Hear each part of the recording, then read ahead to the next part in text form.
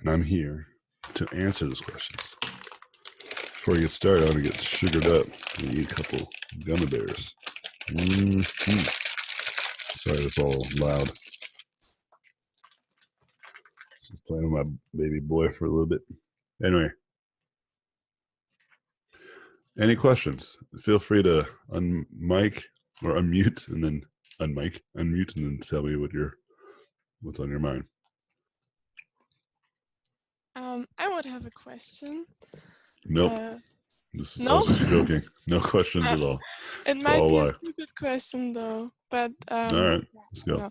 So I saw it in your kind of tutorials on your website where you were like smudging after like doing the thumbnail, and then you were like kind of smoothing the things, right? Mm-hmm.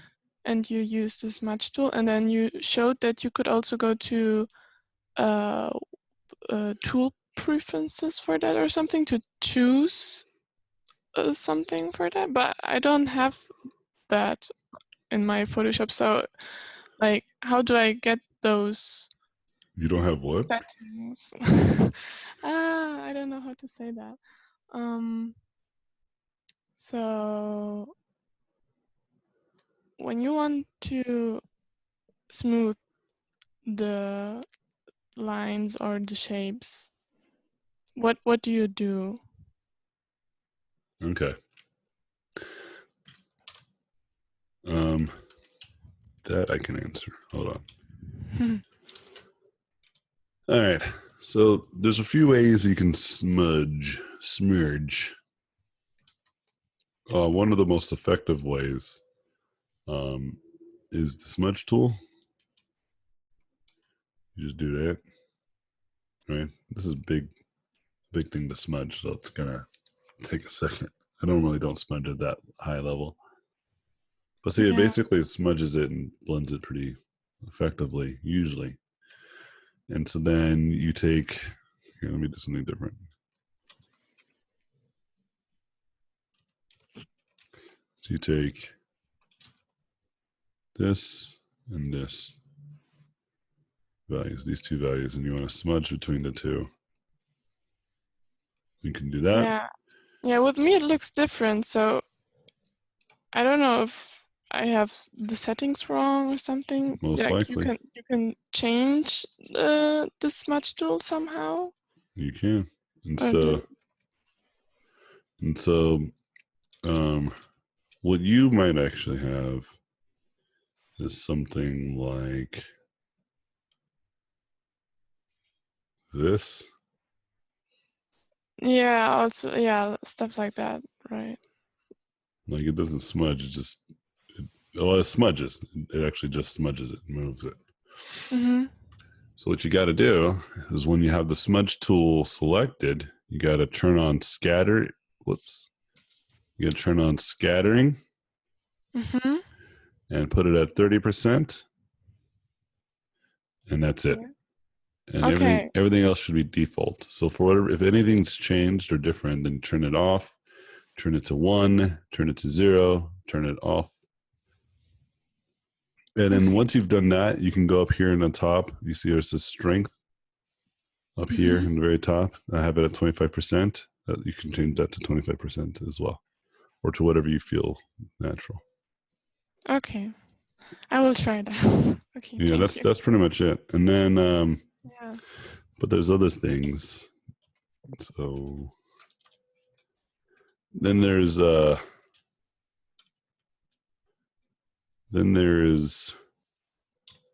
mixer brush.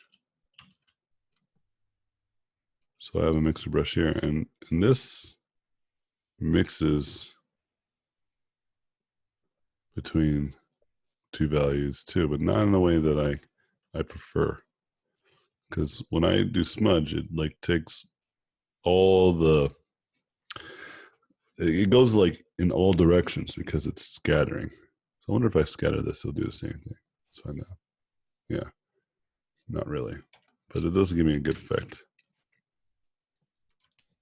Okay. Let's see. Yeah, it gives you somewhat of the same effect as smudge does. So let's see if we change some things because it's also an airbrush that I use. I love gummy bears. So, just to be clear again, if I take the Smudge Tool, I can also, like, it also has brush settings, right? So I can also choose a different brush for that. And then, okay. Yeah, experiment. Okay, so then, so I'm using the airbrush with the smudge, or like on the mixer brush. And that actually is pretty good. That's pretty good results. Because when you try to do this in smudge, it creates a muddy effect if you go back and forth too much. And it's kind of doing that with this too. But the difference between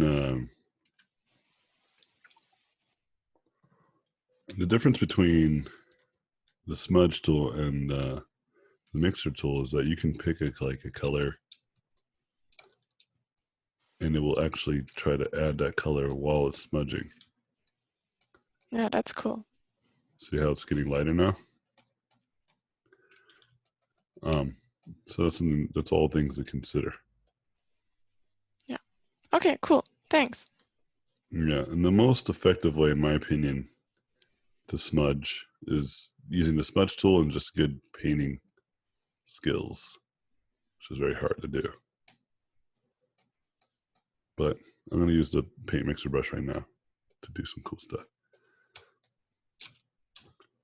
So anyway, that's it. Yeah.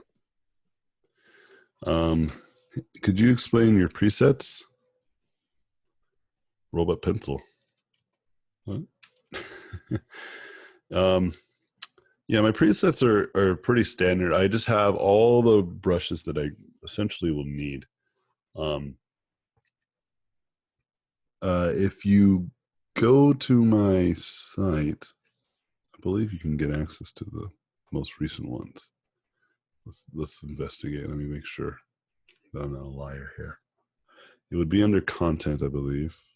Or if not content, oh yeah, classrooms. No, I'm joining no damn mailing list. And then resources. And then just got to put this in there. Now you have access. I think you go to Photoshop Tools. Here's the latest presets that I have available. And then download them. And so moving forward, I just use really just 3 types of brushes. I use like a hard brush, some sort of airbrush, and then some sort of brush to paint with.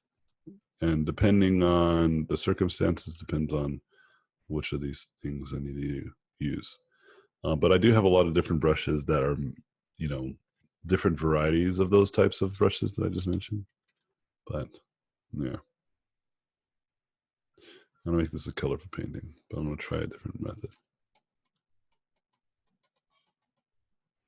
So people are really into a lot of texture, so I'm gonna try to get it.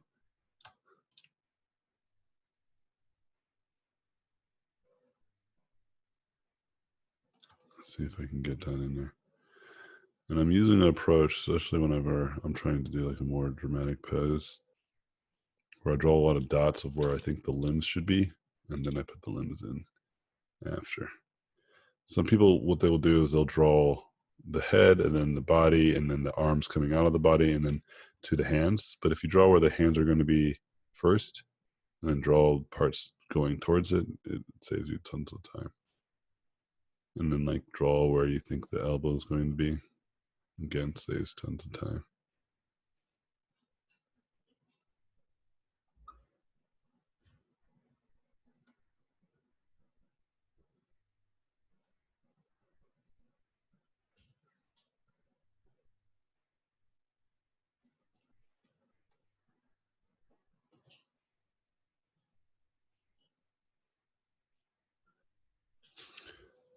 So let's go ahead and draw his body.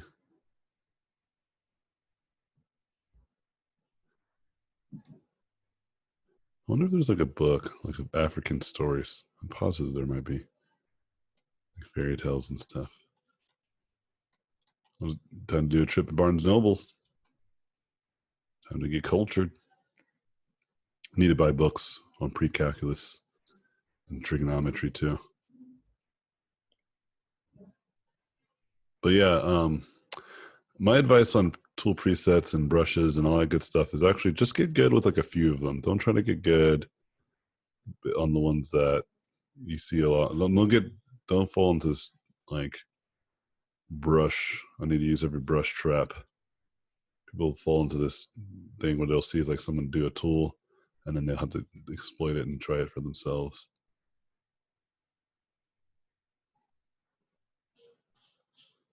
Hi, can I ask a question? Are you still answering the previous one? Yeah, you can ask questions whenever I'm not really talking. Okay, Feel but it's free. probably only for my assignment. Sorry, guys. Because I will be making the characters in different situations, and I'm thinking because it's going like I need some environment probably, like some stuff around or something like this, and I'm thinking how should I arrange this? Like it like every situation should be like one artboard, like one. Yeah, you don't have to make it an illustration. Like, it could just be like a vignette of something happening. It doesn't have to be like a full on environment. It could be, I was thinking about the vignette, but it's kind of cheesy, like making like a circle and something around. Yeah, no, you can create like an abstract environment, right? Like you don't have to, like you can just do something like this, and it's just like, but like it fades away as it gets away from like importance. Mm-hmm. Like you see this like in comic strips and stuff, like in newspapers, where they don't want to like paint all the stuff in the background and your character's doing this. Like all the relevant props need to be there, but you don't have to draw like all the background, like the city and all that crazy stuff. Just anything relevant to what your subject matter is. A good example would be like Calvin and Hobbes. I'm positive there's a good example from them.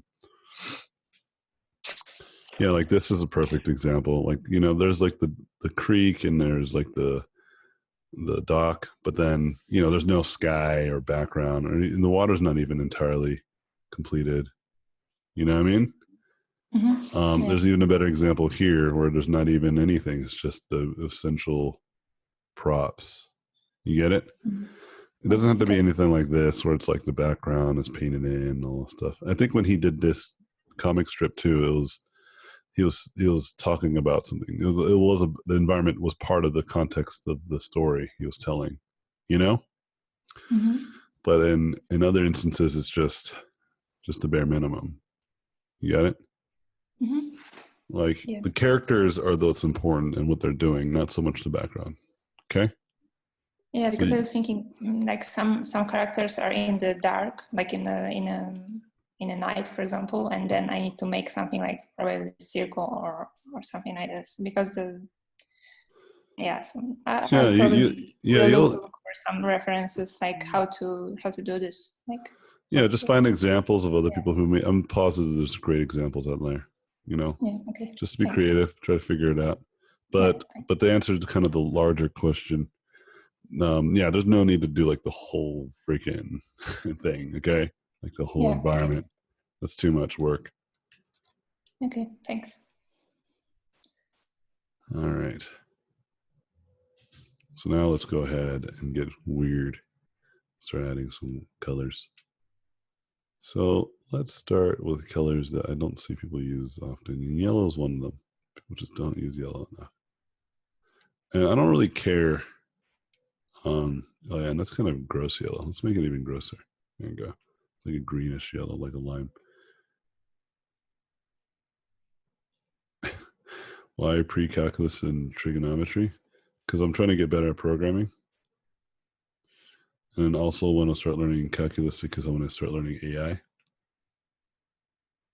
So I got to have some good knowledge of programming alongside good knowledge of just fundamental math principles. The way that I imagine this is the parallel to this to art would be like when I was trying to first learn how to draw, it was highly important to learn how to do anatomy and perspective. It's not fun. It's not really that interesting, but it's the knowledge you get from that is exponential to your craft. Yeah, I program specifically right now in JavaScript. I really love JavaScript, but I was learning a little bit of C#, and I've come to the conclusion that learning programming languages is actually the easy part. That's actually really easy.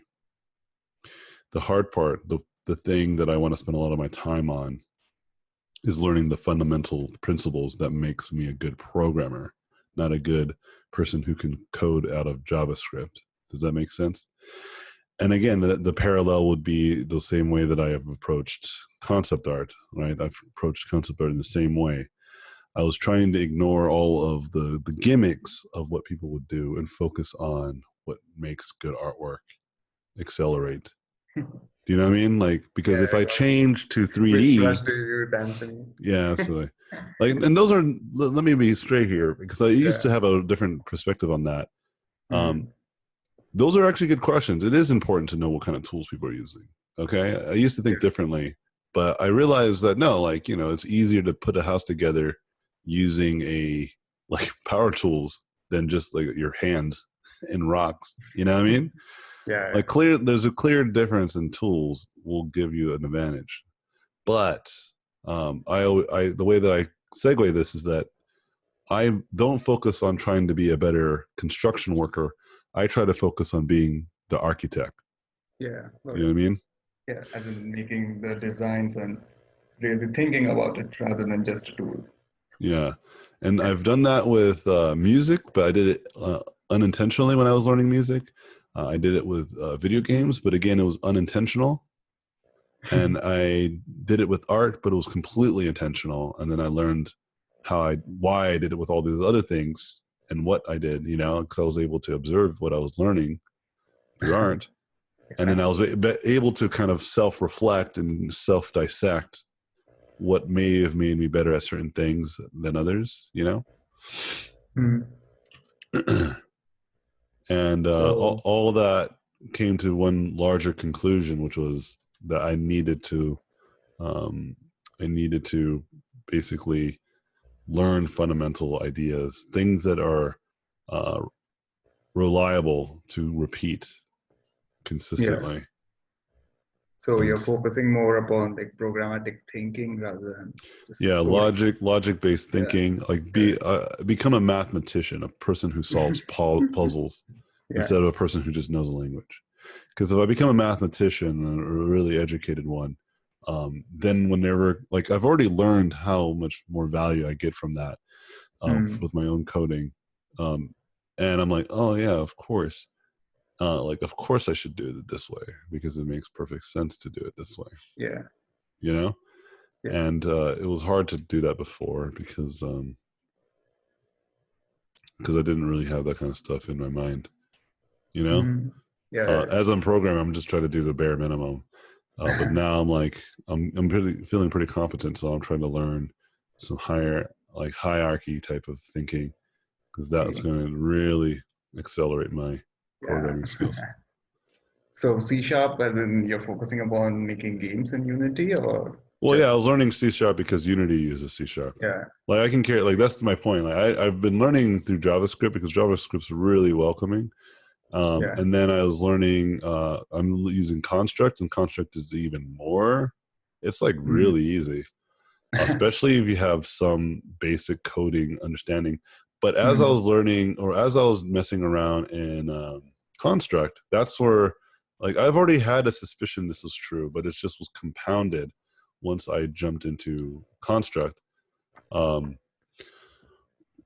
which is with this idea that it's all about finding quick solutions and the most effective and efficient solution in creating backwards compatibility.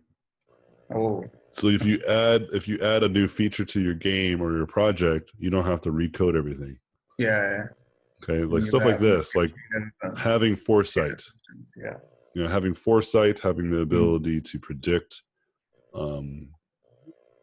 certain things might be a problem. So Constructive is like visual coding, or Yeah, absolutely. It's really easy. I originally started learning through Unreal because they had Blueprints, and Blueprints is really good. But Blueprints is actually very convoluted, and it's really kind of trash. Oh. Like the more that I learn programming, I can see why it's just better just to code straight up than using visual coding, because they're trying to make up for people's inability to understand the language. Yeah, and because of that, are like mainly meant for prototyping only. Used for prototyping. Make no mistake, you can like code a whole complete experience in game using nothing but blueprints. Yeah, and it could be great. It could be a functioning game. In fact, I think Unreal has built it so that you almost cannot do it without blueprints. Oh, okay. But the problem is that there's a lot of things in the C++ language that are still just kind of unnecessary. There's better languages now that solve a lot of these larger problems. Because it's like, why do I have to account for all of these different variables? Because all these different variables have nothing to do with the kind of the subject that I'm trying to code, right? So for instance, in Unreal, you have to create, you have to set up the controls and all that stuff and everything in the interface editor first before you can even get access to it. And I didn't think much of it before, and I understand kind of the value in that. But then it's just like a lot of just the simplest of things are just really challenging to do. And you have to kind of create these kind of weird makeshift ways of doing it. And then, but it works, and it works well, right? But it's just like a lot of like misguided direction. And then when you look at JavaScript, it's like, what do you want it to do? You just make a function, and then it just works. And you're just like, great. You can make the player controller or the player interface independently, or you can do it as part of the level. It depends on what you prefer. Where in Unreal, you only have one choice, right?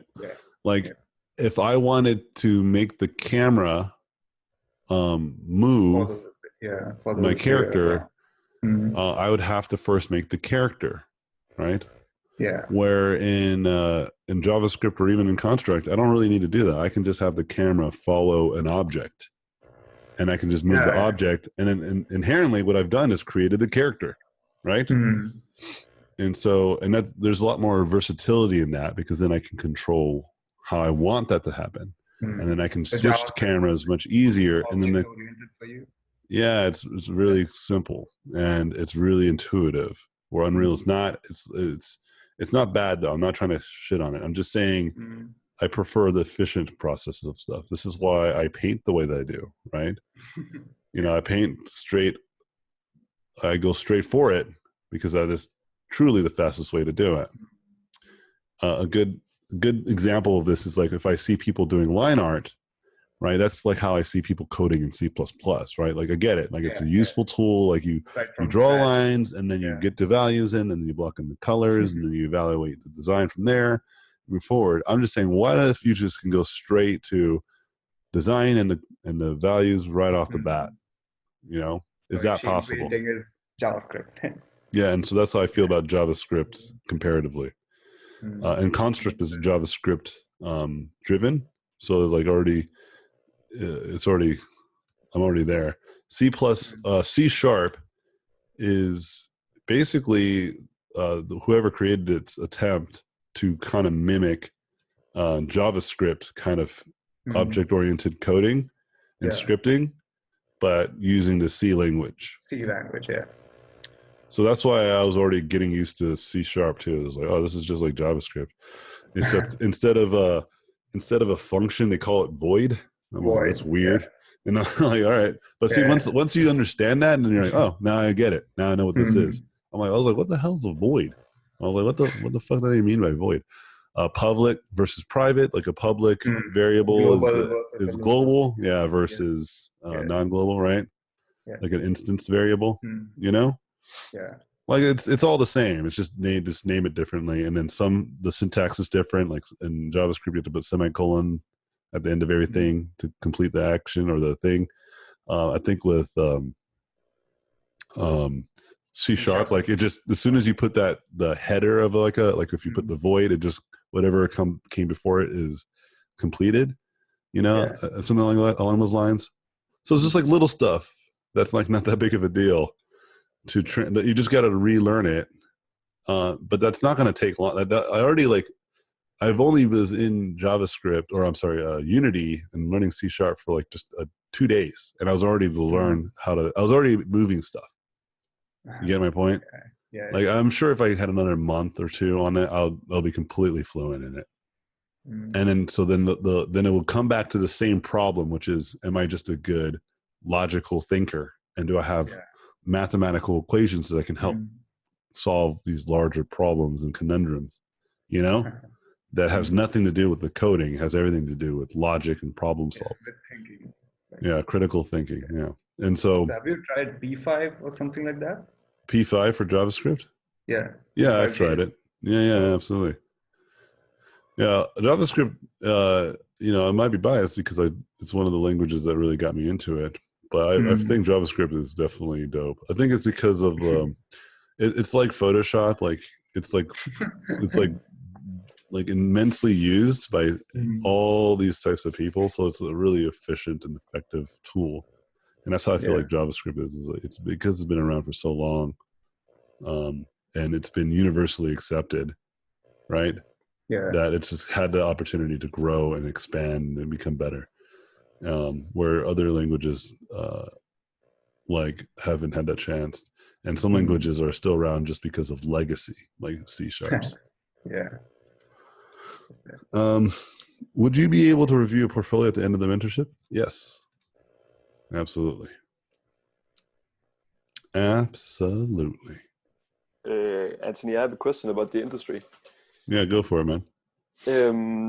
It's because I've just been at an internship, and a lot of my friends too, and we talked about some common thing that happened to most of us, and we experienced that in some studios doesn't really have like they maybe just have one concept artist, so you can't really like learn from anyone else than yourself, in a way. Like, of course, you can always learn from a lot of the 3D artists and such.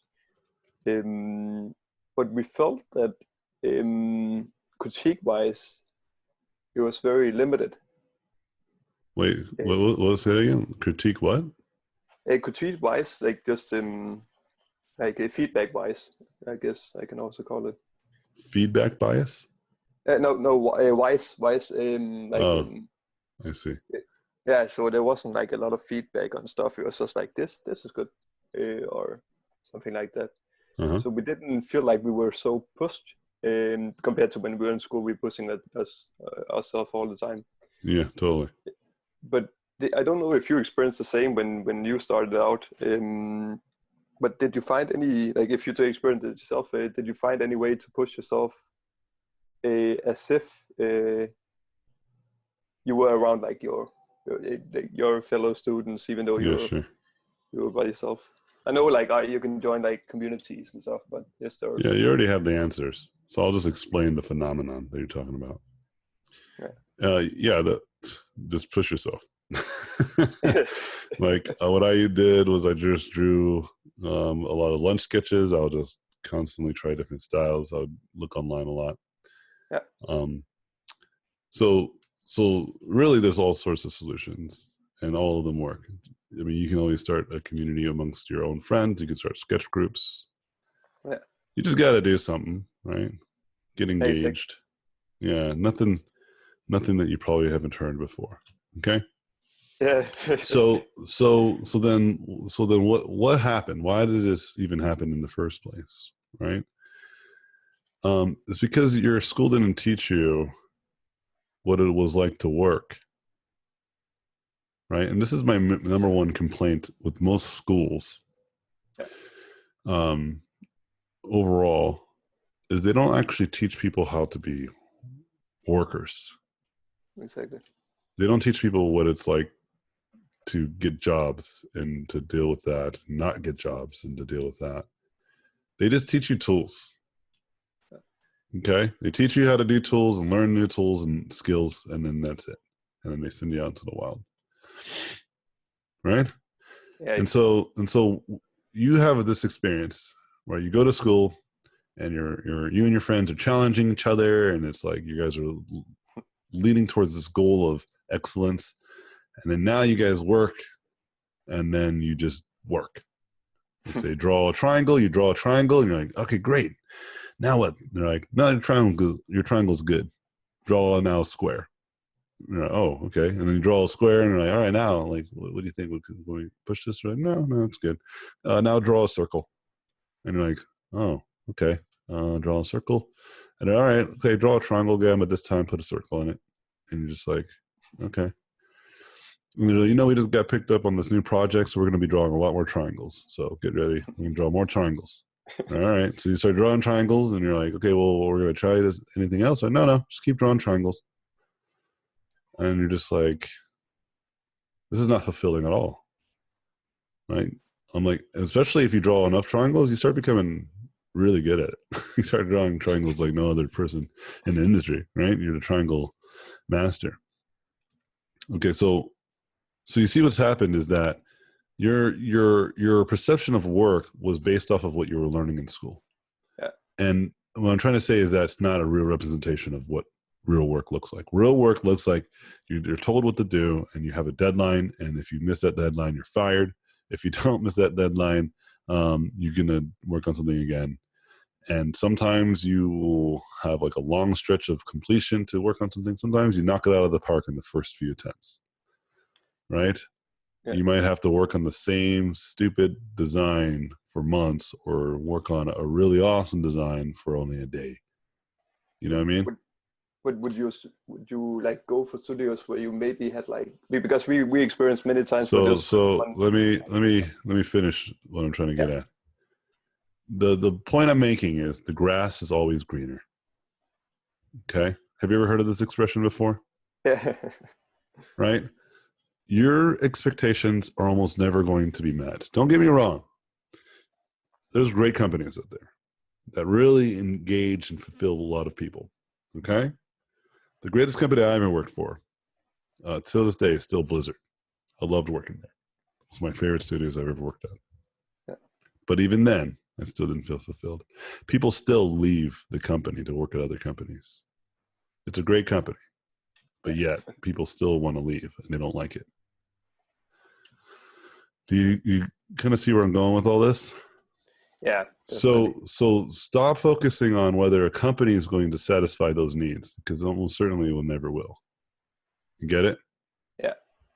Like, it's like how whenever I give advice on relationships to like my friends who always have this like problem with people and they don't jump into meaningful relationships.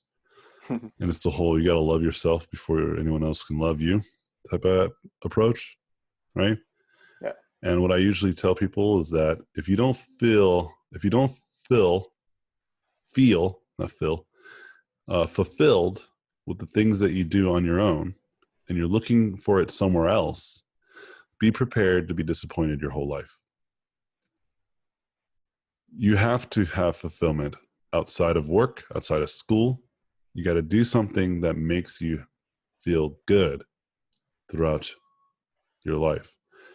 Some people, it's children, right? That's why some people, when they have children, they find that fulfillment. They find the growth of their children and engaging and rewarding value to their life, like I do, you know? But then my children don't fulfill every little aspect, just like my wife doesn't fulfill every little aspect of my life, right? I like to be intellectually challenged. And this is why I do stuff like try to learn programming. You get it? Yeah. And I'm reaching out to my friend on Tuesday. We were talking, and he's going to see if he can get me video game jobs to make video games. because there's like a lot of websites, like especially like learning websites, are always trying to find learn how to make like puzzle games for kids and stuff like that. So I want to see if we can get those types of jobs, because I want to be accountable and I want to get paid while I learn. Cool. Yeah, Cool yeah, indeed. it makes sense. Cool indeed. Right? Awesome, man. Yeah. Does this all make sense, right? Yeah, it does. So there are great companies out there and they will fulfill you in some capacity, but eventually you still will feel that void. I mean, you see it everywhere. You see it in the YouTube scene. Like there's all these YouTubers who are starting to feel empty inside, even though they're millionaires and they have all the success and they're doing something that seems like it would be great to do, like playing a video game for a living. Yeah. Now they're doing like book reviews, you know? Like I saw PewDiePie do like a book review and I was like, this guy is really on the precipice of like mid-crisis, midlife crisis. Yeah. And it's funny to think, right? But like he's getting older. He's an old person now. He's getting much older. He's not a young dude. And he kind of doesn't want to just play video games all the time. Like he wants to be like a comedian. One of my favorite game vloggers is Markiplier. And he does these comedy skits now, right? He's like improv comedy skits. I think he's also starting to get into voice acting. Cool. Just because, like even though he's making all his money from the gaming and stuff, and out of all of them, I think he generally still actually loves it, right? He really does enjoy it, Yeah. But I can tell a lot of other ones don't. They're just like, they're just cashing out. That's over. Yeah, like this Logan Paul guy, right? Like he's gonna have it the worst. He's gonna be a drug addict. He built his whole career being fucking crazy, and like people like him, like the Jackass guys, they're all fucking crazy except for a few. They all went super addicted to drugs, and they just went. Some of them died. Remember the fucking Ryan Duff dude died. He died in like a horrible car accident. Yeah. It's just what I'm trying to get at is that don't look for external fulfillment. Find it with what you do. Like if you don't feel fulfilled with like just drawing anymore, but you still love it and you still want it to be your job, right? Find something else, man. Some people like to work out, some people like to build Gundam toys, like find something that doesn't necessarily need you to make money to make you fulfilled. You know what I mean? Like something that's just yours. Like I'm not making money from learning how to make video games, but I'm enjoying every second of it, right? I woke up at 6 a.m. to finish some of the coding of the game that me and my friend made, that cat adventure game, right? I made like a title screen and everything. Man, making a title screen is more challenging than it appears. Watch, let me show you what I got, and I'll take on another question. But that's a great question, so thanks for asking it. And I take pride of answering those types of questions because a lot of times nobody teaches you to stop fucking trying to get a job. Like get a job because you need to survive in this social construct that you might live in, right? You're not you're not living in some indigenous tribe somewhere where all you have to worry about is eating and sleeping, right? And surviving the night. Yeah, it's like I just said no to a contract because I thought like the studio wasn't really what I wanted to. Yeah, that's a great position to be in, right? Yeah, but it's also kind of scary. Yeah, I get that. Yeah, but that's a good position because then that means you're in control. But trust me, you're never going to find like a studio or a place that's going to 100% fulfill you. Like I said, I know some people that are like that like they work at Riot or Blizzard and they just love it, and they've been working there for decades. You know what I mean? Yeah. Like if that happens to you, then it's great. There's nothing wrong with complacency. People start the conversation with complacency is terrible, but no, not really. Like complacency is just this idea that you're just content with everything that you have. You don't want more, you don't want less. You're good. You're complacent, and that's something that I'm pretty envious of sometimes, right? And so it's just a matter of knowing who you are. And if you're the kind of person that likes to try to explore and become better at things, then if you never did 3D, start picking up 3D, start learning it. You know what I mean? If you didn't do a lot of environments, start learning environments. Get what I'm saying? Like pick something up that doesn't require you to get paid, and you just put like an hour or two in it, you'll see what I'm talking about. You'll start feeling that fulfillment that you were missing out on.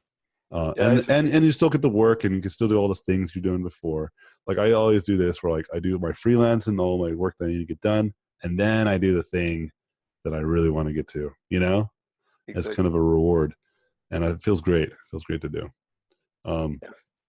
I think the best thing that I learned from art school, even though I don't like art school super much, but it was that they took us through the whole thing, like ZBrush and Maya and everything. So we kind of learned a little bit of everything just to try it.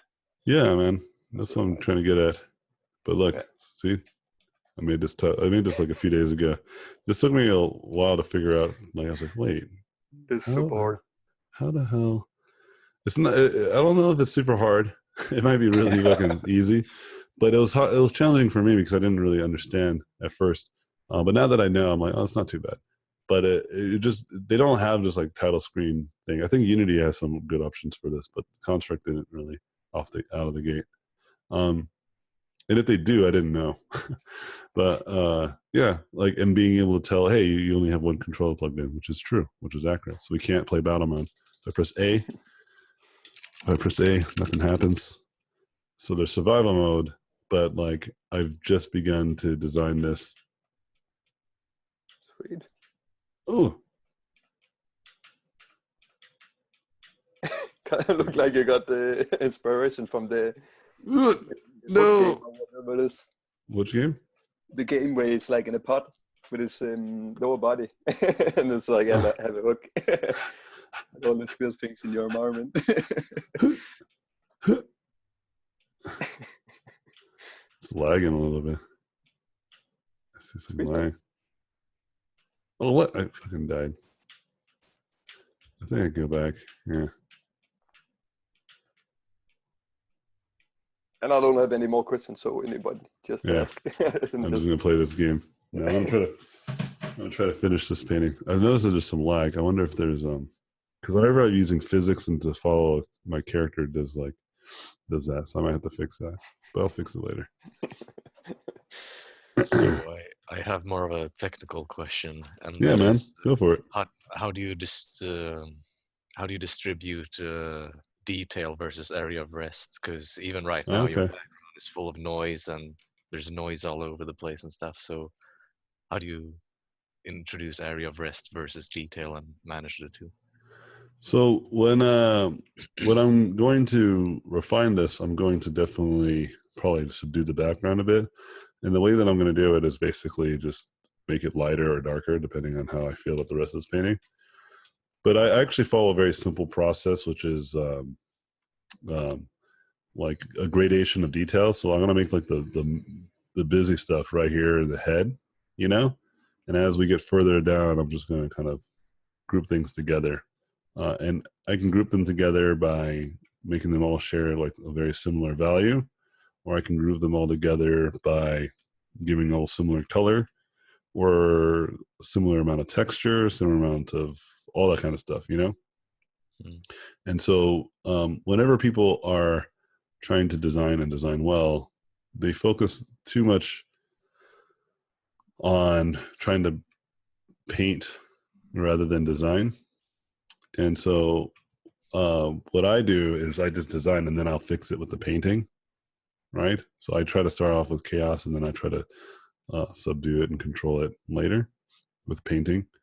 And what I mean by this is that, again, like if you have a lot of like crazy texture everywhere, then the places that don't have texture are going to read really well. So far everything has a lot of texture, but you can see like right here, even like I kind of mixed the arm. See how there's like 4 or 5 different ways and textures and values like all up in this upper arm? See that? But then I like mashed them together with that yellow. Yeah. But the underpainting, right, is still kind of there. Like those pieces are still kind of there. So as I was constructing it, I wasn't like stressed out, like, oh my God, it's fucking out of control, you know? Because I knew I was going to do something like this later. You know what I mean? I was already anticipating that I was going to clean it up and fix it and then use a lot of the textures and the noise to give me ideas. So for instance, see this little orange pocket right here? I'm like, oh, that's pretty cool. So I'm just gonna like pop that out. I'm gonna make it seem like it's like an underlying piece of his flesh or something. You know, I'm really close right now. I don't normally get this close, but I'm just trying to show you. So now that looks like this skin is like overlapping some sort of orange shell. You get my point? Mm-hmm. And then I just go in here, and then I can just like add more texture to help push that narrative, right? Yeah. And we have more opportunities right here to do that. So like, why don't we just get the color dodge and just start splashing that this orange is just like maybe like a whole different material, right? And I'll just correct it as I get to it. And then if that is this kind of metallic material, right, and it's like super reflective, then it's in my best interest to then make this green shell less reflective. You know? Because then it will contrast nicely. It's already doing it. You know? And in the background, like I zoomed out, like this is a good indication of how well your image reads. The background's not that bad.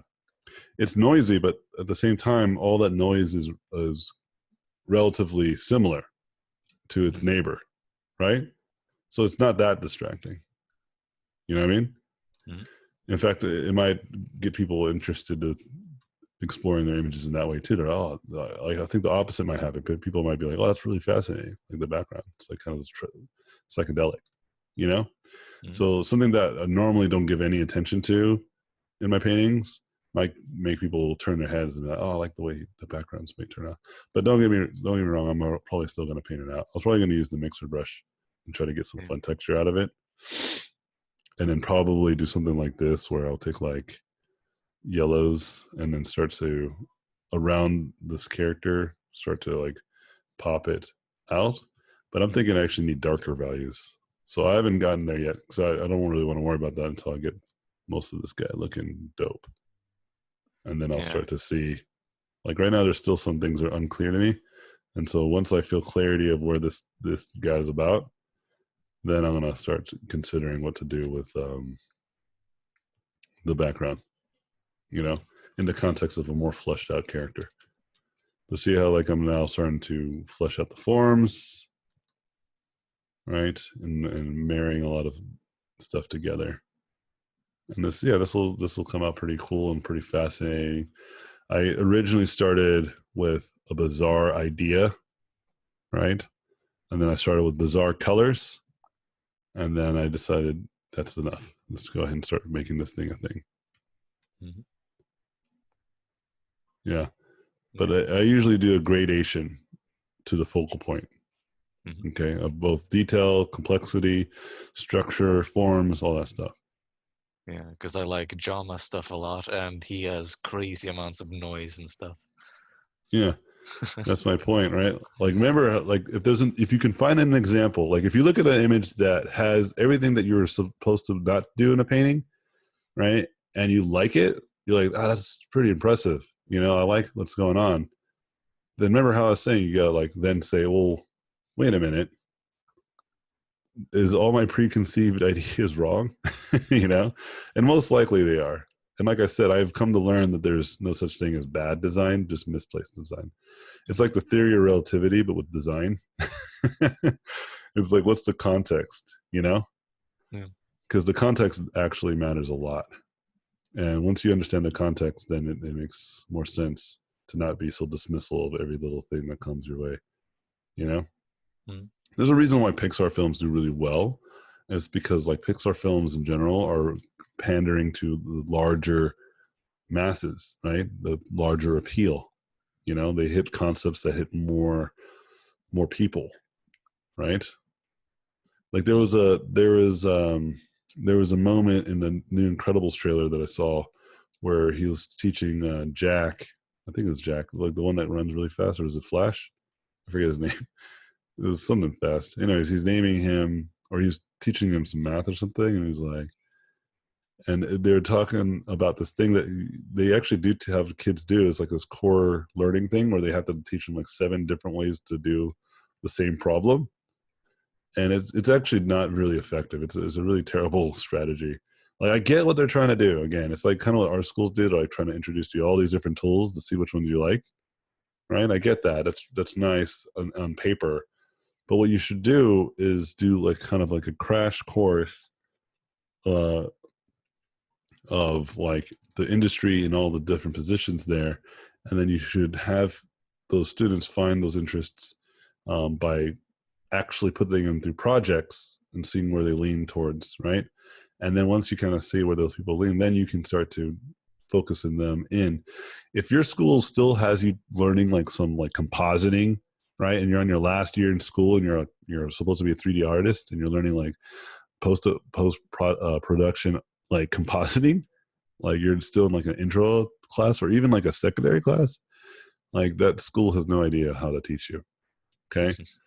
Like those answers should have been answered in the first year. And if you're still taking like beginner or secondary classes of subjects that have nothing to do with what you actually want to do, then you've made a tremendous mistake. And a lot of schools do that. But anyway, my point is that they had that moment. And as a father, I'm like, oh yeah. Right. And I was laughing because I understood that joke, you know? Yeah. And if you don't have children, you could still laugh at that because it does seem kind of ridiculous, right? Yeah. You know? And it hits on a lot of notes. But if I was to make a movie about concept artists and talk about the struggles about anatomy and photo bashing and 3D versus digital painting, you know, like the art industry in general would love it, right? We would all laugh and say, oh, all these inside jokes would be like really apparent to us. But the masses would have no fucking clue what's going on, right? They'd be like, what is going on? You know? And so, you know, what I'm trying to get at with all this is that, you know, context absolutely matters, right?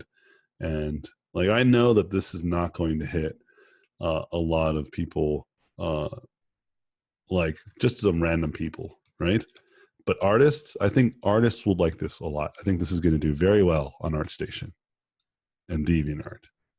You hear what I'm getting at? Yeah. Because that's where artists live. And but if I was to just draw, you know, your standard looking character or whatever, it's probably not going to do as well. But it'll do much better on like Facebook or something like that, where more people who don't know anything about art live. Okay, yeah. It's all you got to pay attention to this stuff so that way you don't cry at night when people don't like your artwork on Facebook or ArtStation. You can have, like I said, remember earlier, like you have a more quantitative idea of what will do, how well things will do, you know, depending on the subject matter, the way that it was executed, all these things, right? Yeah. You're not going to be guessing. You're going to have a real good intuition to it. Okay. Yeah. In fact, I'm making a whole Gumroad tutorial on this specific thing. And it's like a 30-day experiment that I'm doing. And I'm going to show, I'm like, look, I can prove to you that this works, you know? And because people trust me on this most of the time, but, you know, it's not just, I don't want people just to trust me. I want the people to actually see what I'm talking about. That I don't get thousands and thousands of followers because I'm just a good artist. I get thousands and thousands of followers because I'm a consistent artist, you know? Mm-hmm. And all the greatest YouTubers and people that you follow on your favorite social networks usually have the same trait. Quality is definitely important, but consistency is more important. So anyway, that's going to be the last question. I got to run. Thanks again for the great questions. Those are actually, a lot of them were really good. Yeah, I think the stupidest question was about the smudge tool. I'm just kidding. Because she was like, I think this is a stupid question. That's why I said it. I wouldn't have said it any other way. I was just trying to make you feel embarrassed. No, that's a good question. You didn't know how to do it. Now you do it. It's going to change the way you paint. It's good. With that, I'm going to roll out. I'm going to continue painting this. You'll probably see this later. Post it on whatever channel that you follow me on. But with that, laters, guys. Hope you guys enjoyed. And have a good weekend and work hard and have fun. Peace out. Thank you for watching this video. I appreciate it. Please subscribe to watch more in the future. If you liked the video, I would appreciate a thumbs up. If you like this content, you can go to my website, robotpencil.net, where you can find mentorships, tutorials, and a Patreon to get more exclusive content. Thanks again, and I'll see you guys in my next videos.